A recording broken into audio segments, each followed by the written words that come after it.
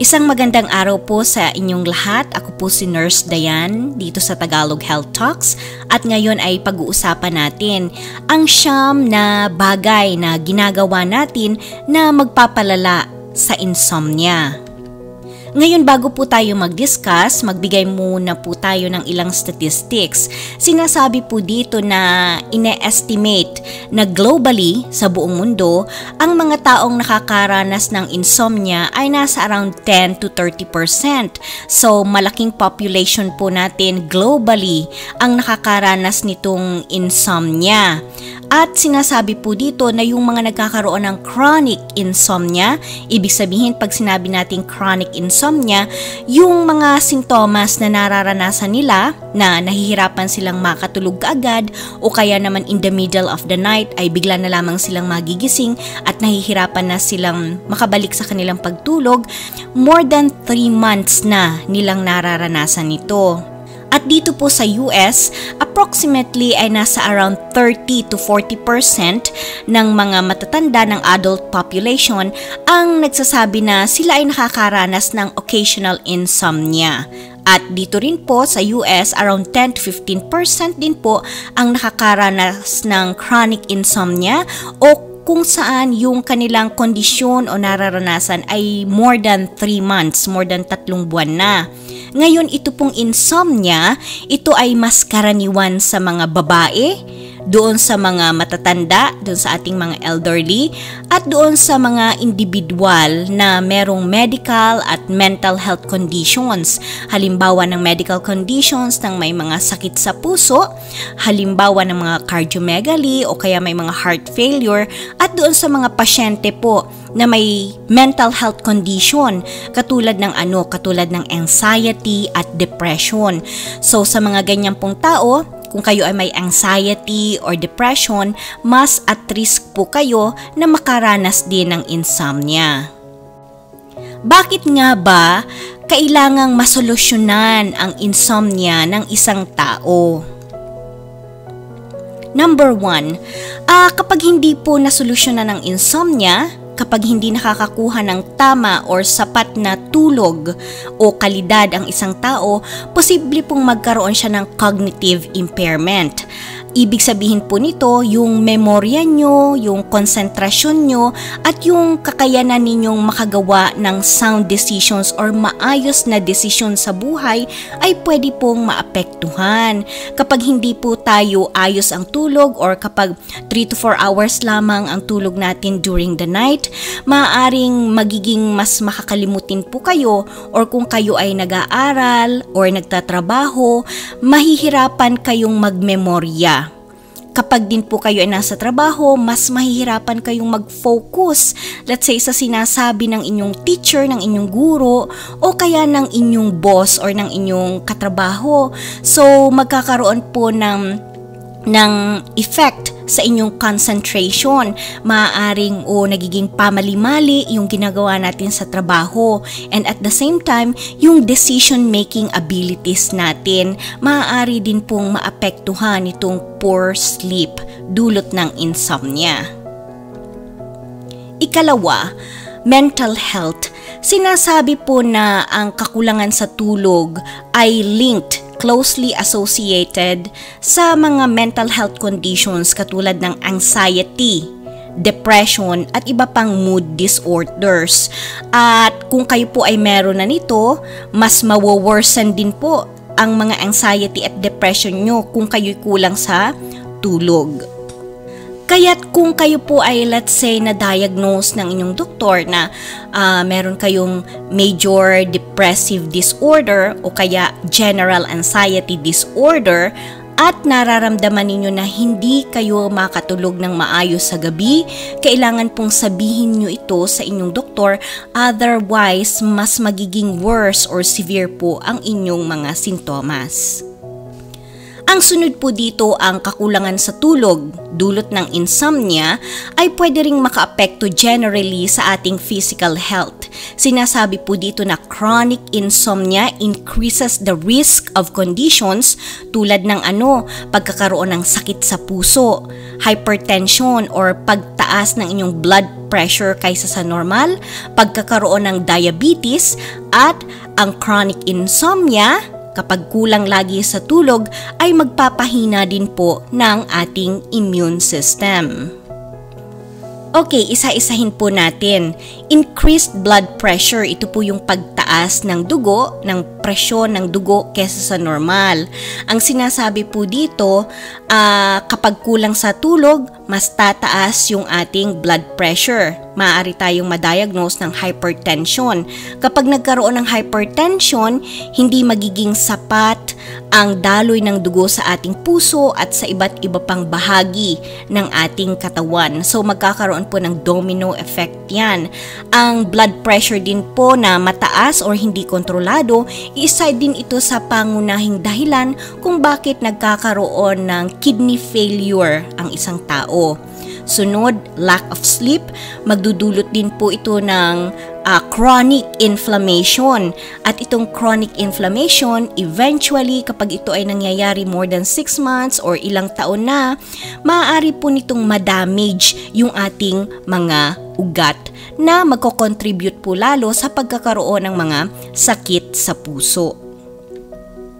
Sunod, pag din po nagkaroon ng chronic insomnia, ang stress hormones po natin, katulad ng cortisol, ay tataas. At ito pong pagkakaroon ng mataas na level ng cortisol, long term, ay makaka-apekto din po negatively sa ating puso. Maaari po tayong makaranas ng mabilis na tibok ng puso at mataas na blood pressure kapag laging elevated ang ating stress hormones tulad po nitong cortisol. Sunod, ang lack of sleep, dulot po nitong chronic insomnia, ay makakaapekto rin sa ating glucose metabolism. So, kapag po laging kulang sa tulog, magkakaroon ng insulin resistance. Kapag nagkaroon ng insulin resistance, mas tataas po ang tsansa na magkaroon tayo ng type 2 diabetes. Kapag nagkaroon ng type 2 diabetes, mas increased po tayo sa pagkakaroon din ng heart disease. Kaya tandaan, kapag po laging kulang sa tulog, mas at risk din tayo magkaroon ng type 2 diabetes.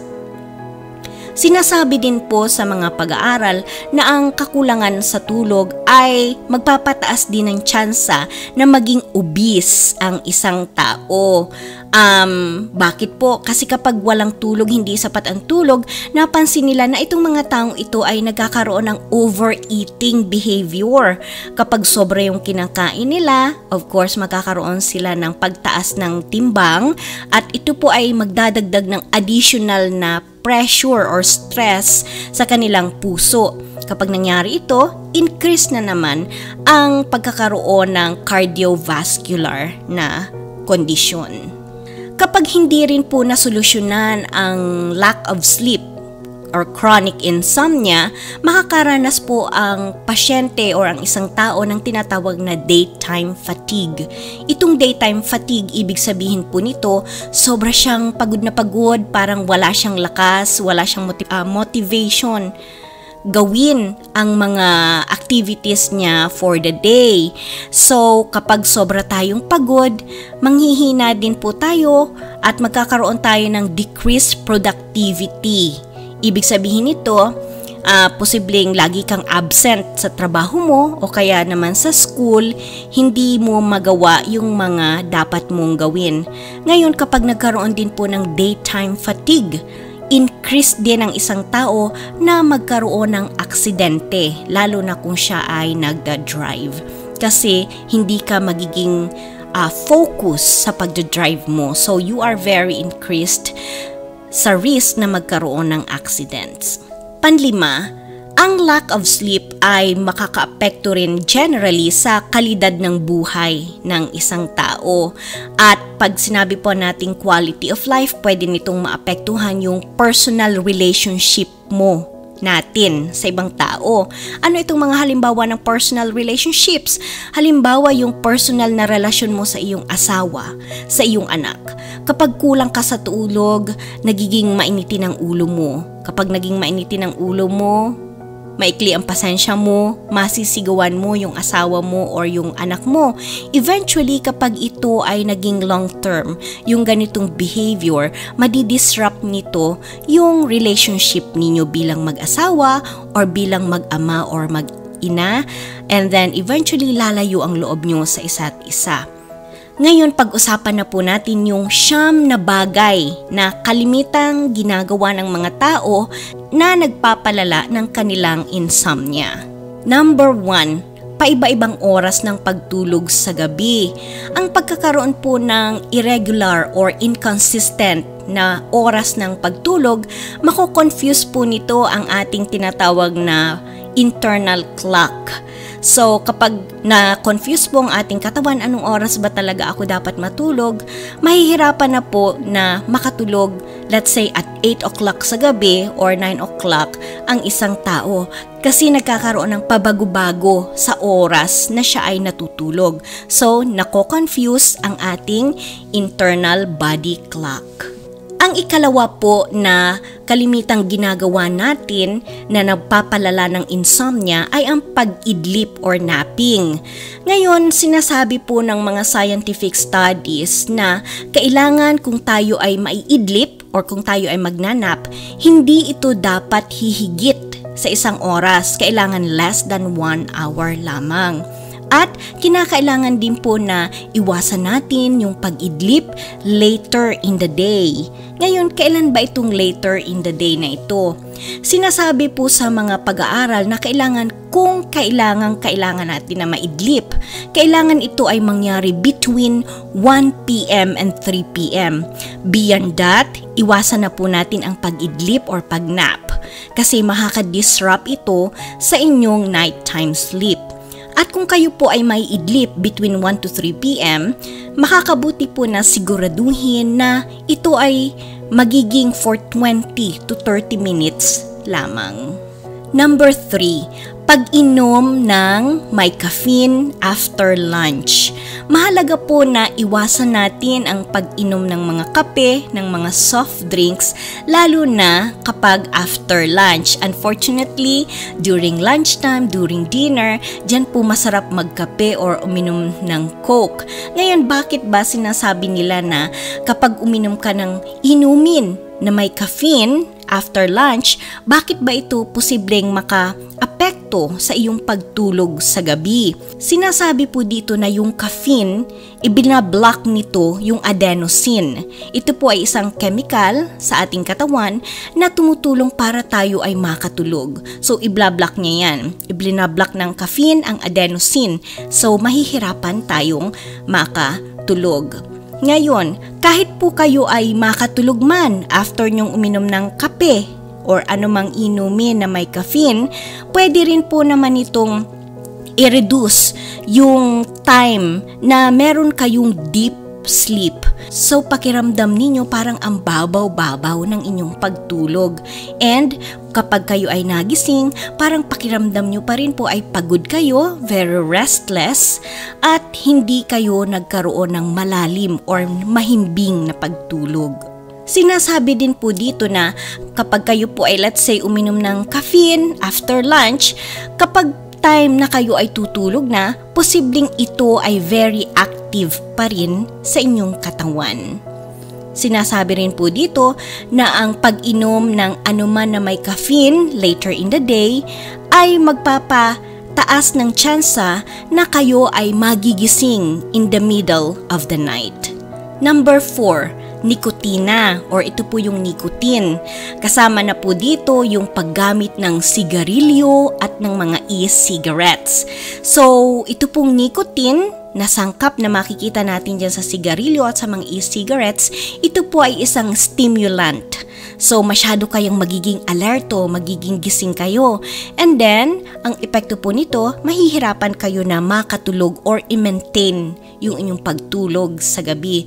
Kaya't iwasan po natin ang paninigarilyo, lalo na kapag ito ay malapit na during bedtime hours, pero in generally po, idini-discourage natin ang paggamit ng sigarilyo at ng mga e-cigarettes. Number 5, pag-ehersisyo. Ngayon, tandaan po natin, yung daytime physical activity or daytime physical exercise, pag-eehersisyo sa umaga, at least 4 to 6 hours before kayo matulog, okay po yan. Pero kung gagawin po natin ang pag-eehersisyo within 4 to 6 hours, lalong-lalo na yung within 2 hours before bedtime, ito po ay posibleng magpalala ng ating insomnia kasi masyado kayong magiging alert, masyadong mai-stimulate yung inyong katawan. Kaya tandaan po, gawin ang pag-eehersisyo at least 4 to 6 hours before kayo matulog at iwasan po yung sobrang pag-ehersisyo or yung rigorous exercise sa loob ng 2 oras before bedtime. Number 6 na karaniwang magpapalala ng insomnia ng isang tao, ang pagkakaroon po ng maingay at maliwanag na kapaligiran. Kasi sinasabi po dito na yung pagkakaroon ng maingay na environment at maliwanag na kwarto, makaka-apekto po ito sa pagkakaroon ninyo ng deep sleep. Ngayon, makakatulong po kung gagamit kayo ng mga earplugs or makikinig kayo sa mga white noise. Kasi ito po ay makakatulong para kayo ay makatulog. Meron din pong mga mabibili sa mga Shopee or Amazon na mga blackout shades or mga eye mask. Ginagamit po yan namin dito sa bahay kasi lalo ang asawa ko, si Nurse Mike, siya po ay evening shift ang trabaho niya. So talagang bumili siya ng blackout shades para sa kanyang kwarto, and on top of that, gumagamit pa rin po siya ng eye mask. Dito po sa pagkakaroon ng maingay at maliwanag na kapaligiran, kasama rin po dito ang pag-iwas sa panonood ng telebisyon kapag malapit na kayong matulog at paggamit ng mga cellphone or mga gadgets kasi makakaapekto rin po yan sa quality ng inyong pagtulog. Number 7, pag-inom ng alcohol. Generally po, ina-advise na iwasan uminom ng alcohol kapag malapit ng matulog. Unfortunately, ang nangyayari po lalo na kapag weekends, magkakayayaan ang barkada, pupunta sa isang bar or sa bahay ng isang kaibigan, and then doon sila iinom ng mga alcoholic beverages. So, ina-advise po na to avoid drinking alcohol, especially before bedtime. Although itong alcohol, initially po ito ay may sedative effect. So parang makakatulog kayo. Pero habang ito ay name-metabolize sa inyong katawan, kapag kayo ay tulog na, magkakaroon po ito ng negative effect sa inyong pagtulog. So kapag habang ito po ay name-metabolize sa inyong pagtulog, nagiging pong stimulant itong alcohol kapag kayo ay tulog na. So tandaan, itong alcohol, initially siya ay sedative. Makakatulog nga kayo. Pero kapag siya ay name-metabolize na sa katawan, magiging stimulant na po siya. Kapag kayo po ay uminom ng alcohol sa inyong pagtulog before bedtime, hindi po kayo relax yung pagtulog. At kapag kayo ay nagising in the middle of the night, kapag kayo uminom ng alcohol, maaari pong mas mahirapan kayong makatulog na muli. Number 8, ang pagkakaroon ng orasan or clocks sa tulugan or sa inyong bedroom. Ang isa pong problema dito ay kalimitan kapag po tayo ay merong orasan or clock sa bedroom or sa ating silid tulugan, ang tendency po natin is i-check yung oras, lalo na kapag kailangan mong gumising ng maaga. So instead na yung isip natin nakafocus para magkaroon tayo ng restful sleep, ang tendency ng utak natin magigising tayo kasi titingnan natin, babantayan natin yung oras. I'm pretty sure marami pong nakaka-experience niyan sa atin, lalo sa ating mga tumatanda. Kaya't iwasan po natin ang pagkakaroon ng orasan sa tulugan. At number 9, ang pagkain ng sobrang dami bago matulog. Marami po sa atin na ito ang nagiging habit.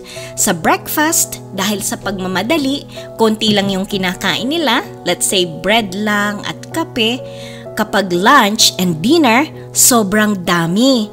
Unfortunately, kapag sobrang dami po yung kinonsumo nating pagkain, close sa ating time ng pagtulog, ito po ay makakaapekto, makakadisrupt sa ating maayos na pagtulog.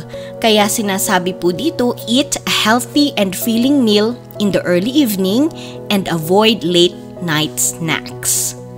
Maraming salamat po sa inyong panonood dito sa atin sa Tagalog Health Talks. Ako po si Nurse Dayan at sana po naging kapaki-pakinabang ang ating health lecture today at muli po maraming salamat po. Tagalog Health Talks.